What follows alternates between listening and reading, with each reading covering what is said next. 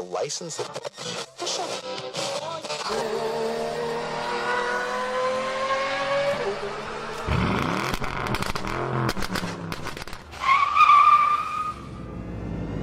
Meep, meep.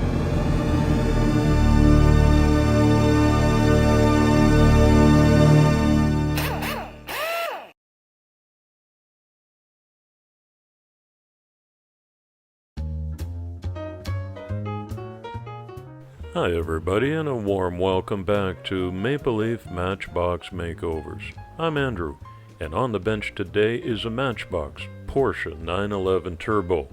You know it's my favorite marque. This one has seen better days.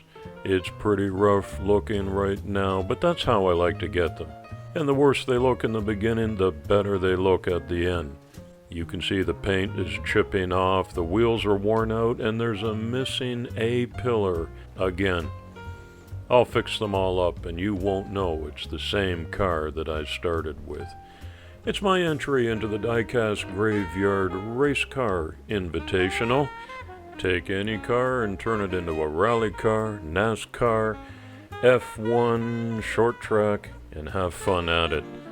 I'll put a link in the description for the Diecast Graveyard, and if you like this video, give it a thumbs up and hit the notification bell so you don't miss any upcoming specials like the Ferrari build-off on June 21st and a very special all-Canadian build-off for Canada Day on July 1st. I include all the steps of a restoration on my channel, including the breakdown that begins with drilling out the rivets and disassembling all the basic parts to see exactly what I've got to work with on the hobby bench. This has a metal base, as you can see, but I'm going to have to open that up, especially in the wheel attachment area for a wheel swap. One-piece sport interior. Kind of dirty. This one has opening doors that are held in place by a little tension spring unit, and I'm careful to collect all these in one place so nothing goes missing over a week-long project. The main part of this restoration is going to be metal body work. Again, the A pillar is missing, and I'm going to have to fabricate something there, as well as a couple of other special steps that will be taken. I'm going to use a basic household hairpin in this case. I just did it on the last car, so I'm getting good at this step. I'm a Porsche guy if you're new to my channel, and I love my 911s, or in German as it's known, the Neunelfer. It has a proud history as a race car and a street car. It's a two-door, 2+2 high-performance rear-engine sports car. It was introduced in September 1964.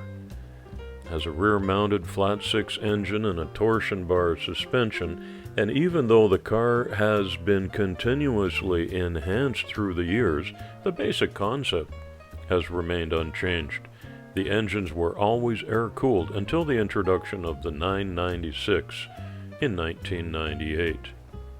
The 911 has been raced extensively by private and factory teams in a variety of classes. It's among the most successful competition cars. In the mid-70s, the naturally aspirated 911 Carrera RSR won world championship races, including Targa Florio and the 24 Hours of Daytona. The 911-derived 935 Turbo also won the 24 Hours of Le Mans in 1979. Speaking of exotic cars, I want to give a shout out to a friend of the channel, CarGuyHyde. Look at the lineup. He's got Aston Martin, there's a Porsche 911 RSR, Ferraris, McLarens. He's a kindred spirit to me, and I invite you to go and check out his channel. I put a link in the description below. Make sure you get all subbed up and show him the same kind of support that you show me. And tell him Andrew sent you over from Maple Leaf Matchbox Makeovers. I'd sure appreciate it.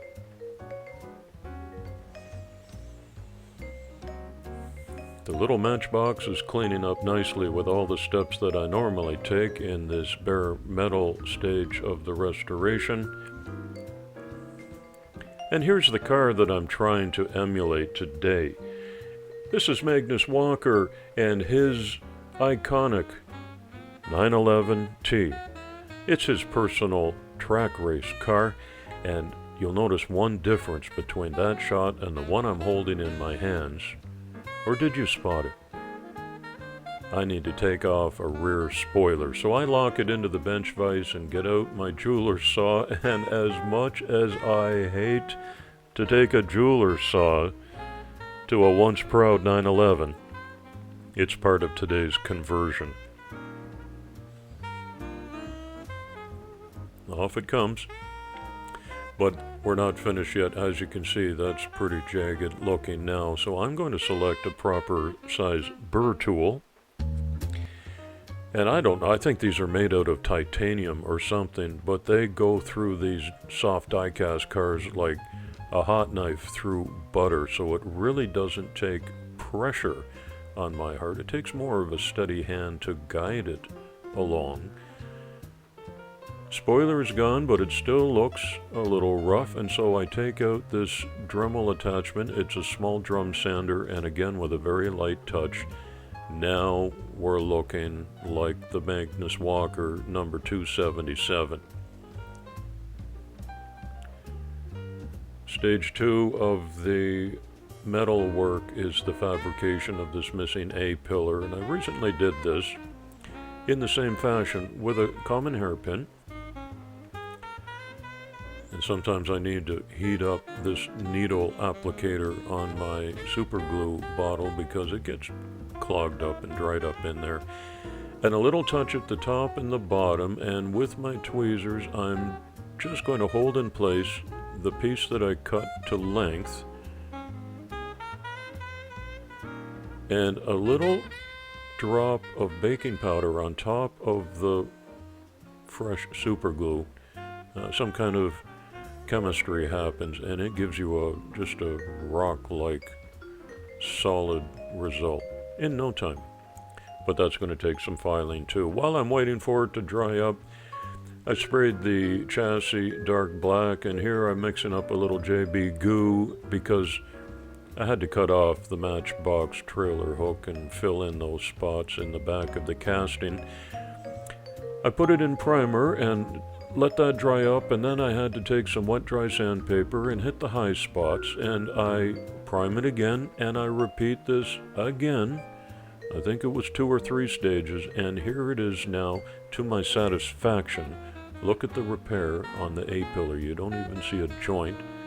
And there's the back where I filled in the trailer hook gap. It's looking beautiful. This is a clip from a YouTube video called Urban Outlaw, which is only about 32 minutes long. Again, the link is in the description, and if you're interested in finding out more about Magnus Walker and his passion for these cars, then just go and look for that link and click on it, and you'll enjoy that. It's very well done.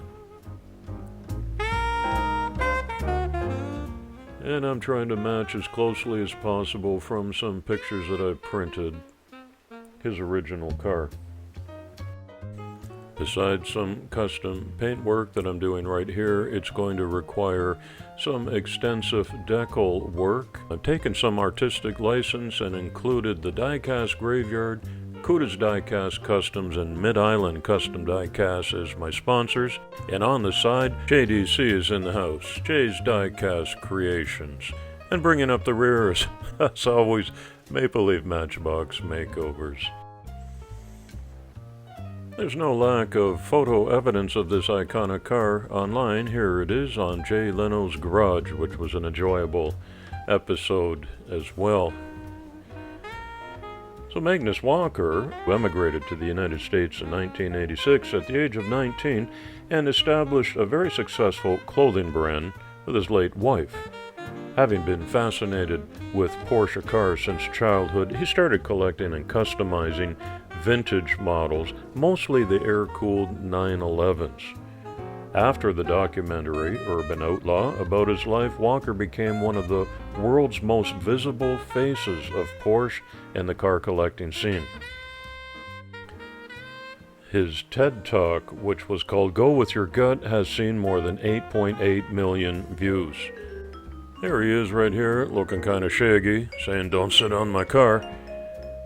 He's got 25 Hot Wheels cars in his signature line, including multiple variations on this signature 277 race car. His memoir, called Urban Outlaw, Dirt Don't Slow You Down, reached the UK bestseller list in the automotive category. I met him at a car rally here in Europe, and he's slapped one of his Urban Outlaw stickers that you see on my work desk on the side of my Porsche, which is a kind of a cool move, but it went on crooked and it took me a long time to get it off with some goo gun. I'm buttoning everything back up, and number 95 is in the can. Let me have a sip of coffee and we'll take a closer look. That's the wheel swap that I put on there. I added some side mirrors that weren't part of the original. And most importantly, look at the passenger side A-pillar repair. You'll never know it was worked on.